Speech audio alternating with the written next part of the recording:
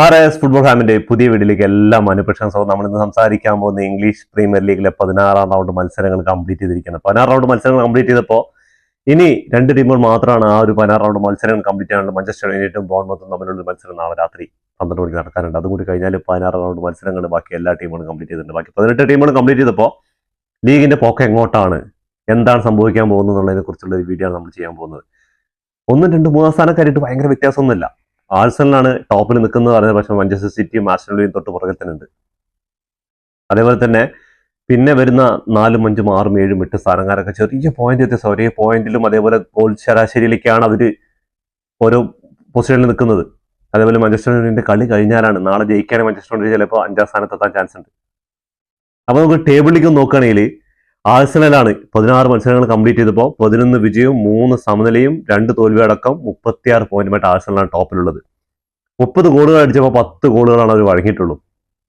അടുത്ത 2ാം സ്ഥാനത്തുള്ള മാഞ്ചസ്റ്റർ സിറ്റിയാണ്. മാഞ്ചസ്റ്റർ സിറ്റി സീസൺ തുടക്കമൊന്നും മോശമായിരിക്കുന്നു, പക്ഷേ ഇപ്പോൾ തുടർച്ചയായി കണ്ടിന്യൂസ് വിജയങ്ങളുമായിട്ട് വരികയാണ് അവർ.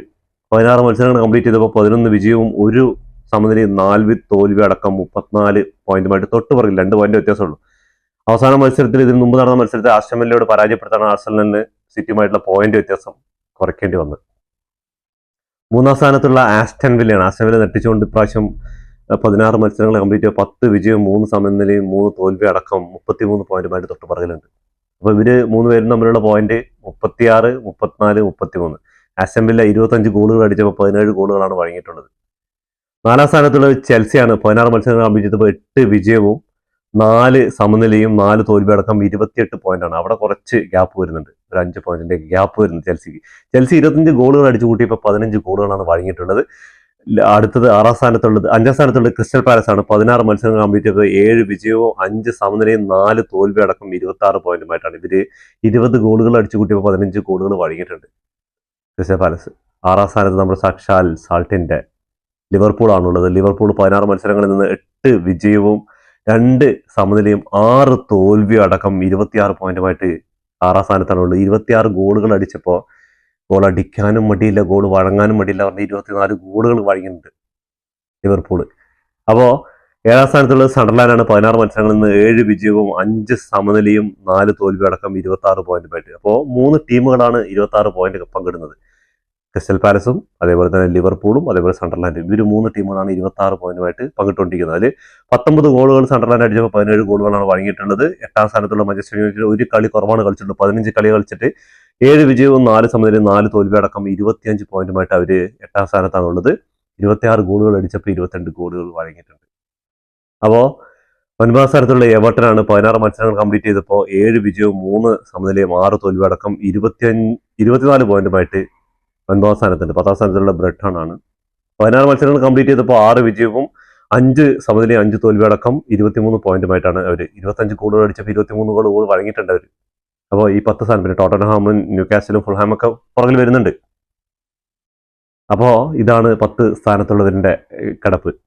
അപ്പോൾ ഇതിൽ ആദ്യത്തെ 3 സ്ഥാനക്കാരും പിന്നെ 4 മുതൽ ഒരു 10 സ്ഥാനം വരെ വലിയ പോയിന്റ് വ്യത്യാസമില്ല. അപ്പോൾ എപ്പോൾ വേണമെങ്കിലും അടുത്ത മത്സരം ചില മാഞ്ചസ്റ്റർ യുണൈറ്റഡ് ജയിച്ചു കഴിഞ്ഞാൽ ചെൽസിക്ക് താഴെ വരാൻ ചാൻസ് ഉണ്ട്. 28 പോയിന്റുമായിട്ട് ഗോൾ ശരാശരിയിൽ ചിലപ്പോൾ കുറച്ച് ഗോളുകൾ കൂടുതൽ അടിച്ച് മാഞ്ചസ്റ്റർ യുണൈറ്റഡ് വരണമെങ്കിൽ 4ാം സ്ഥാനത്തിലേക്ക് വരാം, അല്ലെങ്കിൽ 5ാം സ്ഥാനത്തായിരിക്കും മാഞ്ചസ്റ്റർ യുണൈറ്റഡിന്റെ സ്ഥാനം.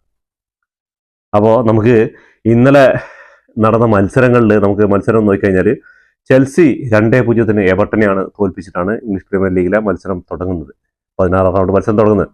അതേസമയം തന്നെ ലിവർപൂളും ബ്രിട്ടനുമായിട്ടുള്ള മത്സരം ഉണ്ടായിരുന്നു. 2-0 ലിവർപൂളും ജയിച്ചു. 2 ഹോം ഗ്രൗണ്ടിൽ വെച്ച് മത്സരമായിരുന്നു. 2 ടീമുകളും അവസാനത്തെ കുറച്ച് മത്സരങ്ങൾ തോൽവിയും സമനിലയൊക്കെ ആയിട്ട് പോയിക്കൊണ്ടിരിക്കുകയാണ്. അപ്പോൾ അവർക്ക് ഈ ഒരു വിജയം അടുത്തൊരു ചവിട്ടുപടി തന്നെയാണ്. ഇപ്പോൾ സ്ഥാനങ്ങളിൽ കയറ്റങ്ങളൊക്കെ കിട്ടിയിട്ട് ഈ ഒരു 3 പോയിന്റും നേടിയിട്ട് അടുത്ത ബേൺലിയും ഫുൾഹാമും തമ്മിലുള്ള മത്സരത്തിൽ 2-3 ഫുൾഹാം ജയിക്കുകയാണ്.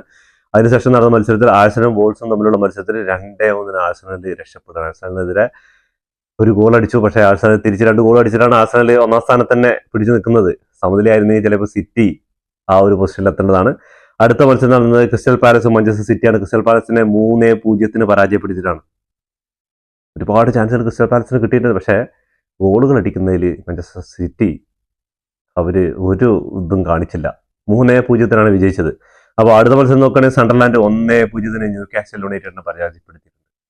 സണ്ടർലാൻഡിന്റെ കാര്യം ഞാൻ കുറേ വീഡിയോയിൽ കാര്യങ്ങൾ പറയുന്നുണ്ട്. ഈ ചങ്ങായിമാൻ ഈ സീസണിൽ സൂക്ഷിക്കണം. അവർ ചുരുങ്ങിയതൊരു ചാമ്പ്യൻസ് ലീഗ് യോഗ്യത അല്ലെങ്കിൽ ഒരു യൂറോപ്യൻ ലീഗ് യോഗ്യത ഇല്ലാതെ ഇവിടുന്ന് മടങ്ങില്ല ക്രിസ്റ്റൽ പാലസിനെയാണ് ന്യൂകാസിൽ യുണൈറ്റഡ് തന്നെയാണ് പരാജയപ്പെടുത്തിയിരിക്കുന്നത് എന്ന് ആലോചിക്കണം.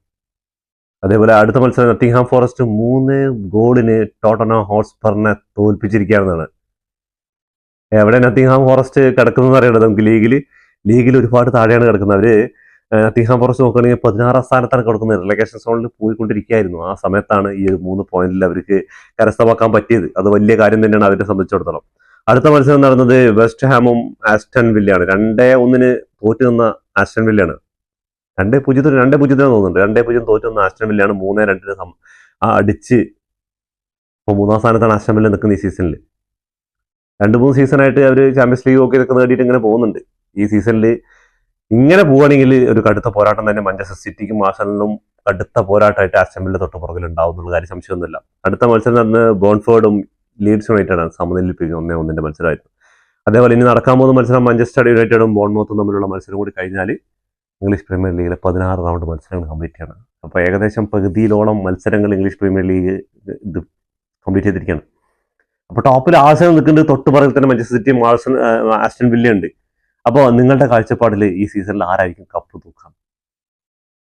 ആർസണലിന്റെ സ്വപ്ന കിരീടമായ കുറെ കാലങ്ങൾക്ക് ശേഷം ആർസണൽ കപ്പടിക്കോ, അതോ എല്ലാ പ്രാവശ്യത്തെ പോലെ കലവടച്ചിട്ട് ആർസണൽ നിൽക്കുന്ന സമയത്ത് ആ ചുളിയിൽ കയറി മാഞ്ചസ്റ്റർ സിറ്റി കപ്പ് നേടും, അതോ ഇവരെല്ലാം നെട്ടിച്ചുകൊണ്ട് ആസ്റ്റൺ വില്ല അവരുടെ ചരിത്രപരമായ ഇംഗ്ലീഷ് പ്രീമിയർ ലീഗ് കപ്പടിക്കുമെന്നും നമുക്ക് കാണാം.